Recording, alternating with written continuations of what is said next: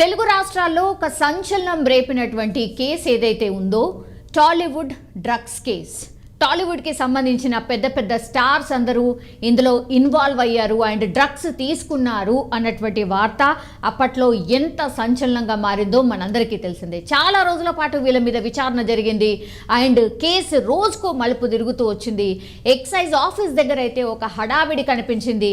కొన్ని నెలల పాటు వాళ్ళని పిలిపించడం, దెన్ క్వశ్చన్ చేయడం, వాళ్ళకు సంబంధించిన శాంపిల్స్ సేకరించడం, ఇదంతా కూడా చూసాం. 2018లో జరిగినటువంటి కేస్ అండ్ ఇన్సిడెంట్ ఇది.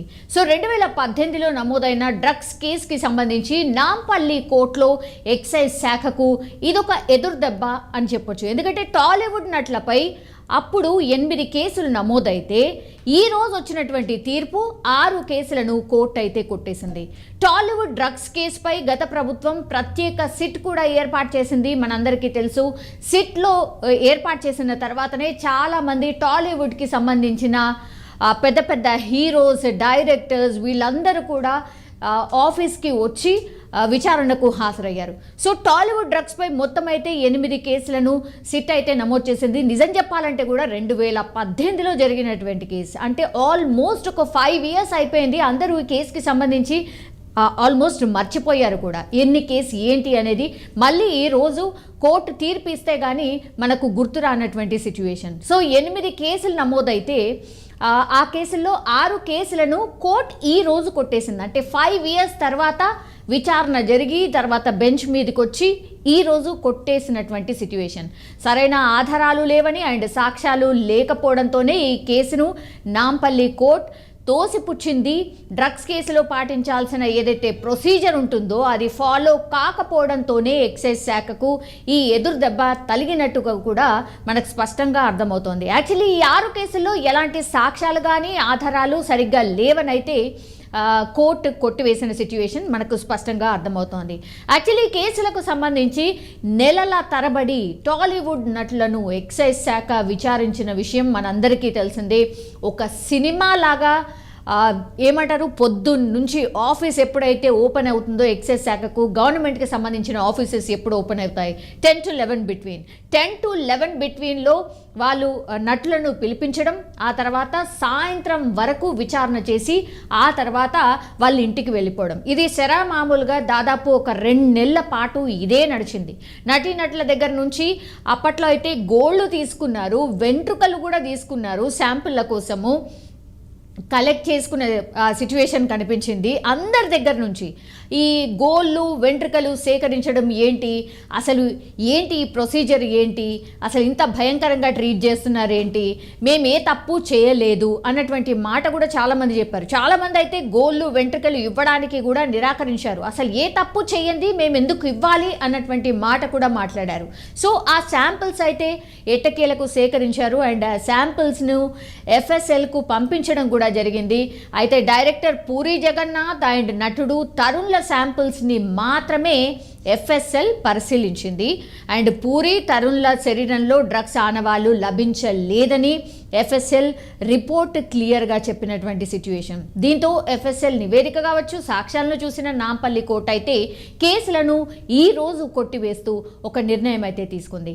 కానీ ఈ కేసుని చూసినా కూడా మనకు ఒకటే అర్థమవుతుంది, టాలీవుడ్కి సంబంధించిన సినీ స్టార్స్ ఎవరైతే ఉన్నారో, పెద్ద పెద్ద బడా పేరుగాంచినటువంటి సెలబ్రిటీస్ ఎవరైతే ఉన్నారో వాళ్లకు సంబంధించి పూర్తిగా ఏ వార్త వచ్చినా సరే చాలామంది ఫాలో అవుతూ ఉంటారు.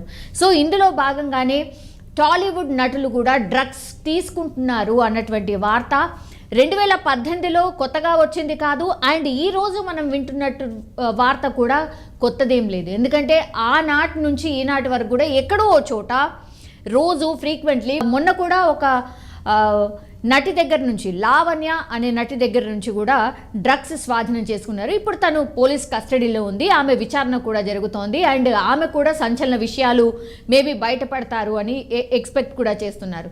సో టాలీవుడ్కి సంబంధించిన నటీనటులు అండ్ VVIPs ఎవరైతే ఉన్నారో డ్రగ్స్ కేసులో ఇన్వాల్వ్ అయ్యారు అన్నటువంటి వార్త 2018లో ఒక సెన్సేషన్ వార్తలాగా మారిపోయింది. ఎందుకంటే 2018లో కనీసం ఒక నెల నుంచి 2 నెలల పాటు ఈ పూర్తిగా ఎక్సైజ్ శాఖ చుట్టూ ఈ నటులందరూ కూడా తిరిగినటువంటి సిచ్యువేషన్.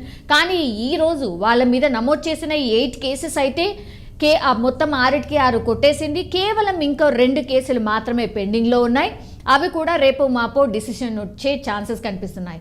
ఇప్పుడు 8 కేసెస్లో 6 కొట్టేశారు అంటే దిస్ ఇట్ పాయింట్ దట్ ఇంకా 2 కేసులు ఏవైతే ఉన్నాయో అవి కూడా వ్యాలిడిటీ ఉండవు అండ్ రిపోర్ట్స్ అన్ని నార్మల్ వచ్చే ఛాన్సెస్ ఎక్కువగా కనిపిస్తున్నాయి.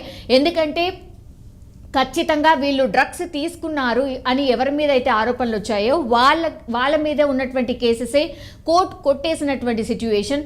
ఏవైతే శాంపిల్స్ సేకరించారో వాళ్ళ బాడీలో కానీ ఆర్ గోళ్ళు లేకపోతే వెంట్రుకలు సేకరించి శాంపిల్స్ టెస్ట్ చేస్తే అసలు ఎట్లాంటి డ్రగ్స్ తీసుకోలేదు అని తేల్చేశారు. కాబట్టి ఇంకా మిగతా 2 కేసెస్ ఏవైతే ఉంటాయో వాటిలో కూడా ఏం తేలే అవకాశం లేదు అన్నటువంటి అభిప్రాయం అయితే వినిపిస్తోంది. కానీ డ్రగ్స్ అనే మాట వినగానే టాలీవుడ్కి సంబంధించి ఎందుకు వస్తుందో, మరి సినీ స్టార్స్కే ఎందుకు ఇట్లా డ్రగ్స్ అనే వార్త వినగానే వాళ్ళే తీసుకున్నారు అన్నటువంటి వార్త ఇంకెన్ని నాళ్ళు వినాలో అర్థం కాని సిచ్యువేషన్. కానీ 2018లో నమోదైనటువంటి కేసు ఈరోజు తీర్పిచ్చింది.